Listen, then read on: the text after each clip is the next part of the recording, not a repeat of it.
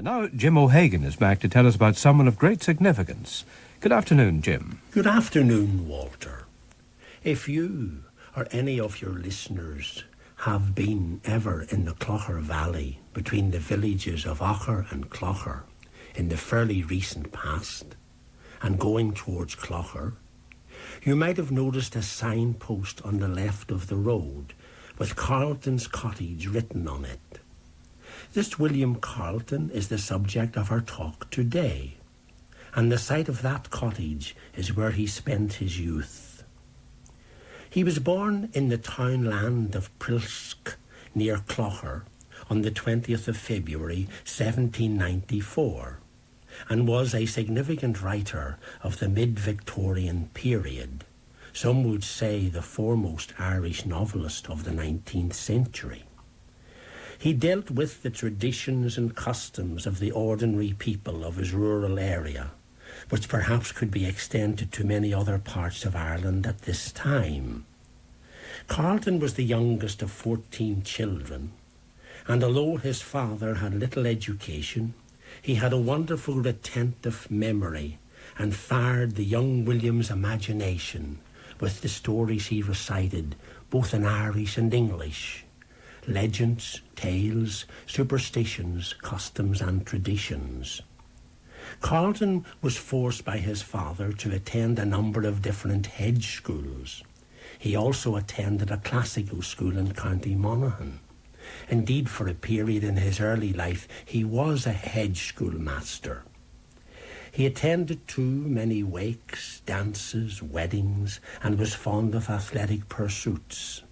His family considered him somewhat idle and felt he would never really settle. The accounts of much of his social goings-on and the characters he met formed the basis of his autobiography, which he wrote later in life but never finished. His family's eviction in 1813, his father's death, and the marriage of Anne Duffy, a former childhood sweetheart, all had a deep influence on his early life. He joined the Ribbon Men for a time, a secret agrarian society, and this connection influenced some of his later literary works, including The Tithe Proctor and Roddy the Rover.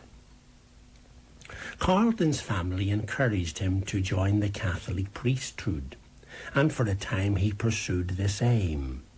He travelled too, as a poor scholar, to many parts of Ireland, even as far away as Munster. However, he returned home after having a nightmare which he considered a bad omen. Again, he crystallised these experiences in a work called Poor Scholar. When he was a young man, Carleton undertook a pilgrimage to Lough Derg in County Donegal. Lough Derg is a place where many, not just Catholics, still go, a place of solitude from the world. Indeed, it has been a place of pilgrimage since medieval times. There, following in the footsteps of St. Patrick, the pilgrim undertakes an arduous round of fasting and devotional prayer, as well as a denial of sleep for a number of days.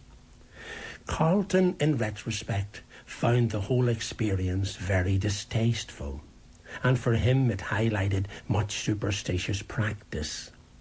It seems he encountered some strange characters, including one Neil MacCallum, a well-known thief, whose main purpose for being on the island was to rob pilgrims of their clothes and valuables.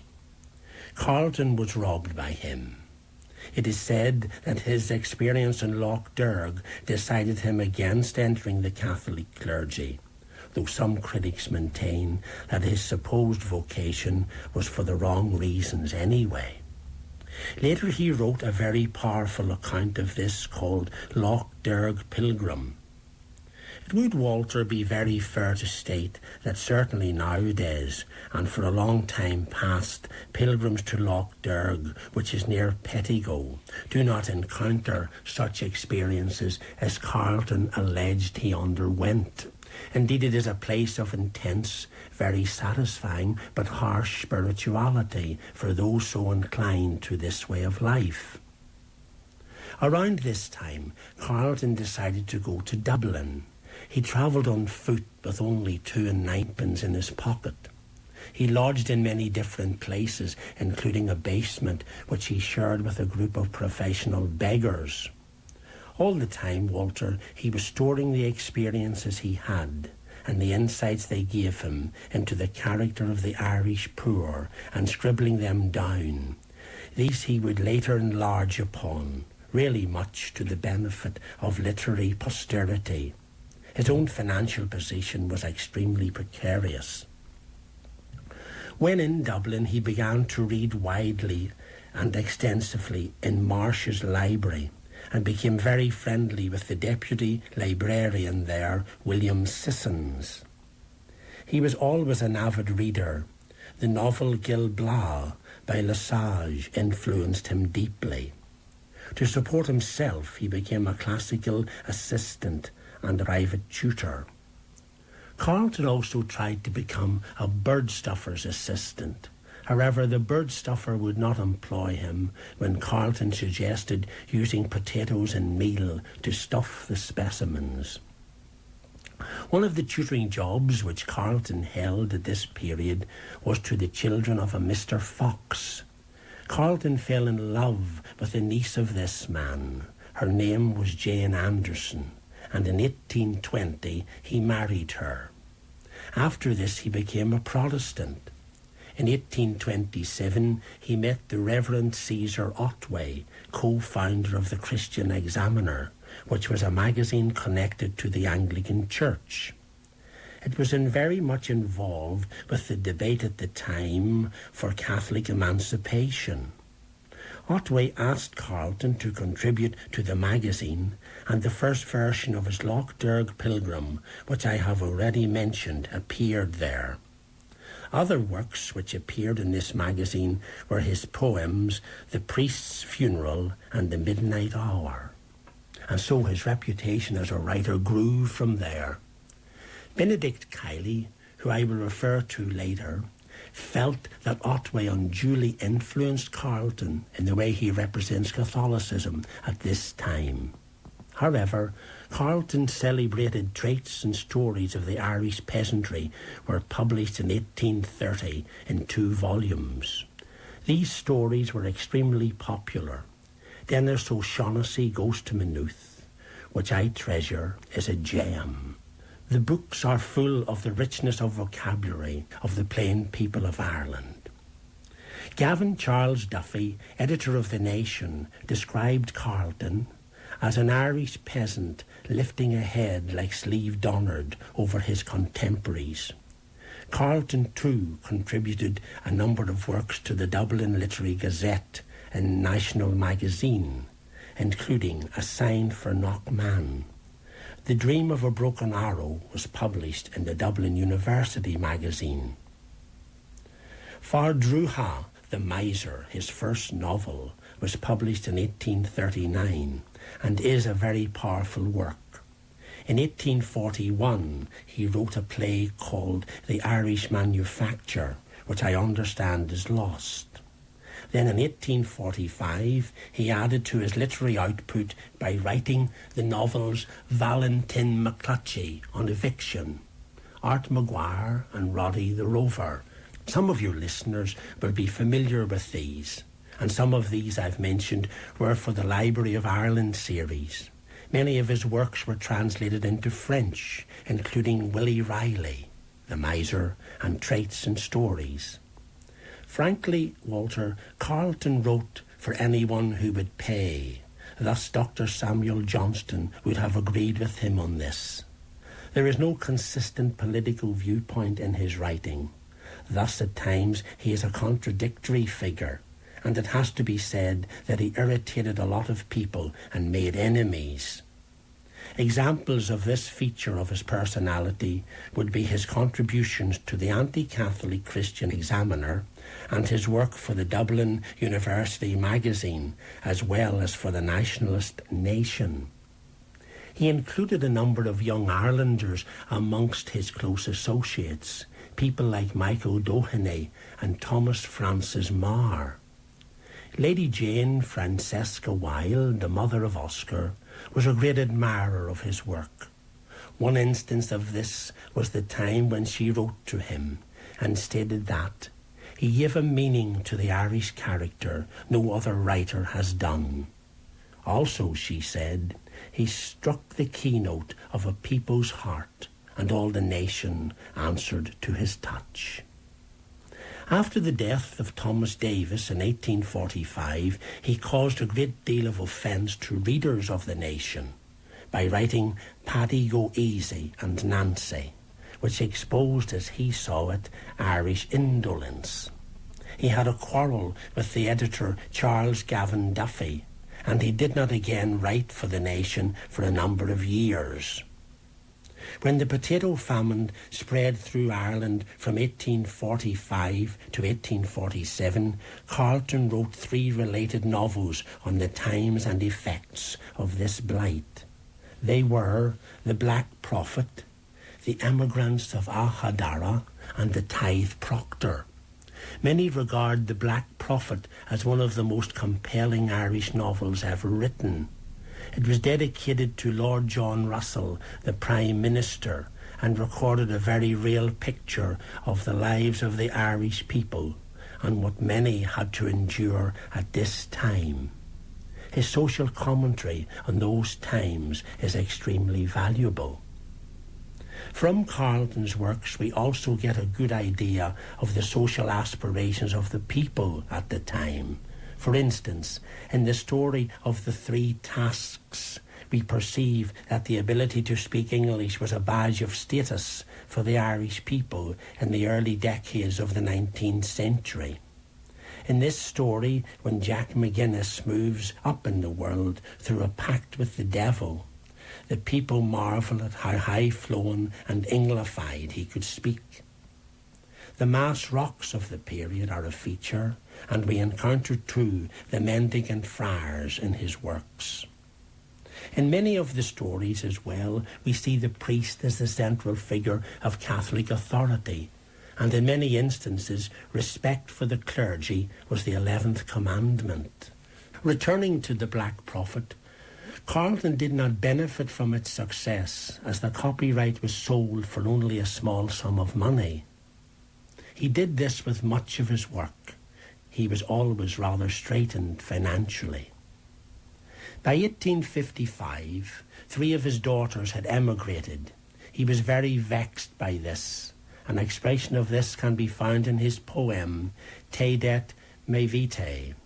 During the 1850s and 60s, Carleton continued to write novels and poems, but some critics maintain that these later works are inferior because they move away from the goings-on of ordinary people, though Willie Riley was extremely popular. The poet Wordsworth's work has suffered this fate from the critics as well.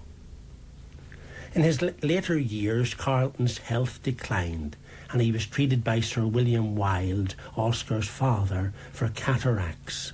In addition, further financial problems had built up as a result of him having to support 3 families, his own 10 children, as well as those of an eldest son and a married daughter. Maria Edgeworth and other influential people organised a memorial and sent it to the government in a bid to secure a civil list pension, which he did obtain. On January the 30th, 1869, Carleton died and was buried in Mount Jerome Cemetery at Harold's Cross in Dublin, beside his daughter Rose, who predeceased him by 5 months. He left his autobiography, as I've said, unfinished. It was eventually completed by David O'Donoghue in 1896 and published as The Life of William Carleton. A sum of £30 was contributed towards his funeral costs, and a further £80 by the Royal Literary Fund, which included such people as Sir Samuel Ferguson and Sir William Wilde.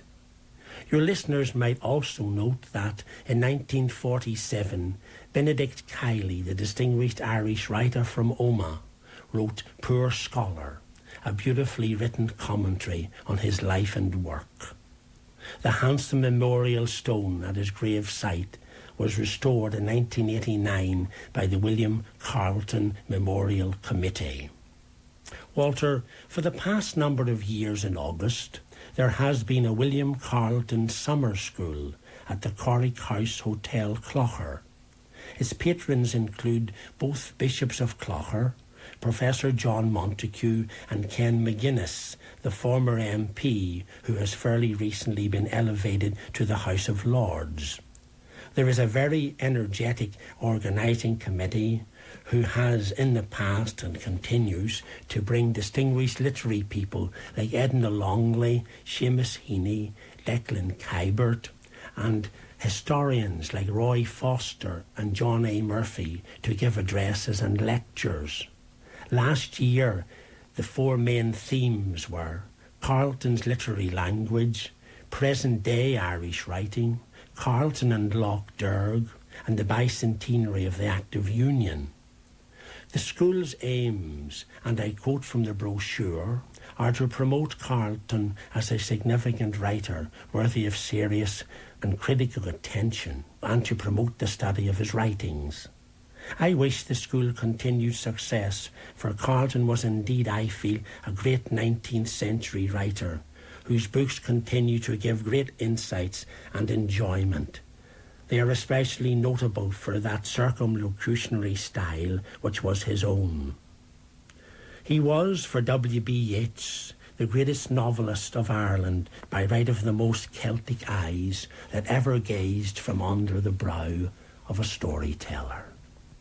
Jim O'Hagan with the story of William Carleton.